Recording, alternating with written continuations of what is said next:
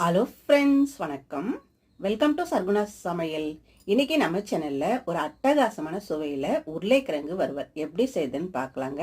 இது எல்லாத்துக்கும் சைடிஷாக வச்சு சாப்பிட்லாம், ரொம்ப நல்லாயிருக்கும். இது எப்படி செய்யுதுன்னு பார்க்கலாம். நம்ம சேனலை இப்போ தான் முதல் முறையாக பார்க்குறீங்கன்னா சப்ஸ்கிரைப் பண்ணிக்கோங்க. அப்படியே பக்கத்தில் இருக்க பெல் பட்டனையும் அழுத்தி வச்சுக்கோங்க. அப்போ தான் நான் போடுற வீடியோ உங்களுக்கு உடனுக்குடன் வரும். இப்போ வாங்க உருளைக்கிழங்கு வறுவல் எப்படி செய்யுதுன்னு பார்க்கலாம். இன்னைக்கு நான் 3 பெரிய உருளைக்கிழங்கு எடுத்துட்டு நல்லா வேக வச்சுட்டு தோலெல்லாம் உரிச்சிட்டு கொஞ்சம் பெரிய பெரிய பீசஸாக இந்த மாதிரி கட் பண்ணி வச்சிருக்கிறேங்க. இந்த மாதிரி கொஞ்சம் பெரிய பெரிய பீசஸாக இருந்தால் வறுவலுக்கு ரொம்ப நல்லா இருக்கும். இப்போ இது ஒரு பக்கம் இருக்கட்டும். அடுப்பை பற்ற வச்சுட்டு இந்த மாதிரி ஒரு பேன் வச்சுக்கோங்க. அதில் 1 ஸ்பூன் எண்ணெய் ஊற்றிக்கலாம். எண்ணெய் சூடானதும் 1 ஸ்பூன் உளுந்தம்பருப்பு சேர்த்துக்கங்க. அடுப்பை குறைவான தீயில வச்சுட்டு இதை வறுத்து எடுத்துக்கலாம். கூடவே 1 ஸ்பூன் சோம்பு சேர்த்துக்கலாம். கூடவே 1 ஸ்பூன் மிளகு சேர்த்துக்கங்க. 1 கொத்து கருவேப்பிலையை உருவி போட்டுக்கோங்க.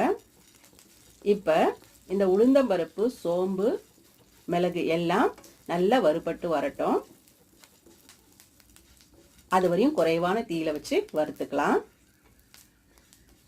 இப்போ பாதி வறுபட்டு இருக்குது. இந்த டைம்ல ஒரு 6 வரமிளகாய் சேர்த்துக்கிறேங்க காரத்துக்காக. சேர்த்துட்டு நல்ல கமகமன்னு வாசனை வரும். நல்ல கலர் மாதிரி ஒரு ப்ரௌன் கலரில் வரும். அந்த அளவுக்கு வறுத்து எடுத்துக்கலாம். அடுப்பை குறைவான தீயில தான் வச்சு வறுக்கணும்.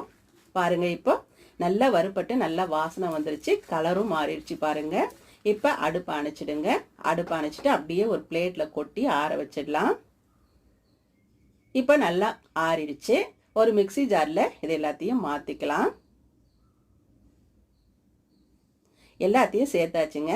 இப்போ கொஞ்சம் கொரகொரப்பா அரைச்சி எடுத்துட்டு வந்துடலாங்க. பாருங்க, இந்த அளவுக்கு தான் கொஞ்சம் கொரகொரப்பா இருக்கணும், நிறைய கொரகொரப்பா விடக்கூடாது. இந்த அளவுக்கு அரைச்சிட்டு இப்போ இது ஒரு பக்கம் எடுத்து வச்சிடலாங்க. அடுத்ததான் அதே பேனை சூடு பண்ணியிருக்கிறேன். இதில் 1 குழிக்கரண்டி எண்ணெய் ஊற்றிக்கலாம். எண்ணெய் சூடானதும் 1 டீஸ்பூன் கடுகு சேர்த்துக்கங்க. 1/2 டீஸ்பூன் சீரகம் சேர்த்துக்கலாம். கூடவே 1 டீஸ்பூன் உளுந்து சேர்த்துக்கலாங்க. அடுப்பை குறைவான தீயில வச்சுட்டு இதை நல்லா கடுகும் உளுந்தும் நல்லா பொரிஞ்சு வரட்டும். பாருங்க, இது மாதிரி நல்லா பொரிஞ்சு வந்ததும் 1 கொத்து கருவேப்பிலையை உருவி போட்டுக்கலாம். கூடவே 1 ஸ்பூன் இஞ்சி பூண்டு விழுது சேர்த்துக்கங்க. சேர்த்துட்டு இதோட பச்சை வாசனை போகிற வரையும் நல்லா வறுத்துக்கங்க. இப்போ பாருங்க, நல்லா இஞ்சி பூண்டு வாசனை போயிடுச்சு. இப்போ கட் பண்ணி வச்ச உருளைக்கிழங்கை சேர்த்துக்கலாம்.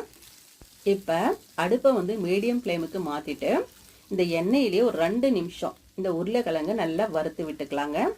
இந்த மாதிரி வறுத்துட்டு இருக்கும்போதே ஒரு 1/4 டீஸ்பூன் மஞ்சள் தூள் சேர்த்துக்கங்க. 1/2 ஸ்பூன் உப்பு சேர்த்துக்கங்க. உப்பு பார்த்தீங்கன்னா உங்கள் டேஸ்ட்டுக்கு தகுந்த மாதிரி கூட குறைச்சி பார்த்து சேர்த்துக்கங்க. சேர்த்துட்டு நல்லா ஒரு 2 நிமிஷம் இந்த மாதிரி வர்ற வரையும் நம்ம இந்த உருளைக்கிழங்கு இந்த எண்ணெயிலே நல்லா வேக வச்சுக்கணும். இந்த டைமில் நம்ம வறுத்து அரைச்சி வச்ச பொடியை சேர்த்துக்கலாங்க. எல்லாத்தையும் சேர்த்துக்கங்க, ரொம்ப நல்லாயிருக்கும். சேர்த்துட்டு ஒரு 5-6 நிமிஷம் நல்ல இந்த மசாலாவோட இந்த உருளைக்கிழங்கு நல்லா ரோஸ்ட் ஆகிட்டு நல்ல ஒரு ப்ரௌன் கலரில் வரணும். அது வரைக்கும் நல்லா வறுத்து விட்டுக்கலாம். இந்த மாதிரி கிளறி விட்டு இந்த மாதிரி நல்லா வறுத்து விட்டுக்கலாங்க. சாப்பாடு எப்படி இருந்தாலும் சரி, இந்த மாதிரி சைடிஷ் நல்லா காரசாரமாக இருந்துச்சுன்னா சாப்பாடு நல்லா விறுவிறுன்னு போயிடுங்க. பாருங்க, இந்த கலர் வர்ற வரையும் நல்லா வறுத்துக்கணும். நல்லா வறுப்பட்டு இந்த மாதிரி ப்ரௌன் கலரில் வரும், அது வரையும் நல்லா வறுத்துக்கணுங்க. இப்போ கடைசியாக பொடி பொடியாக நறுக்கின கொத்தமல்லி இலைகளை சேர்த்துக்கலாங்க. அப்படியே கலந்து விட்டுருங்க. நல்ல கமகமன்னு வாசனையோட அருமையாக இருக்குதுங்க. அவ்வளோதாங்க, அட்டகாசமான சுவையில் உருளைக்கிழங்கு வறுவல் சூப்பராக தயாராகிடுச்சு பாருங்க. இது பார்த்தீங்கன்னா சாம்பார் சாதம், ரசம் சாதம், வெரைட்டி ரைஸு, தயிர் சாதம் எல்லாத்துக்கும் சைடிஷாக வச்சு சாப்பிட்லாங்க.